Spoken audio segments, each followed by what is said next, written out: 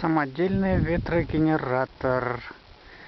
На днях хвост оторвало ветром. Уже где-то полгода стоит, работает. Вот он хвост. Его разорвало почти пополам. А здесь его начинка. Аккумулятор, диодный мозг, конденсатор. Все такое. Стабилизатор и кошачья придачу.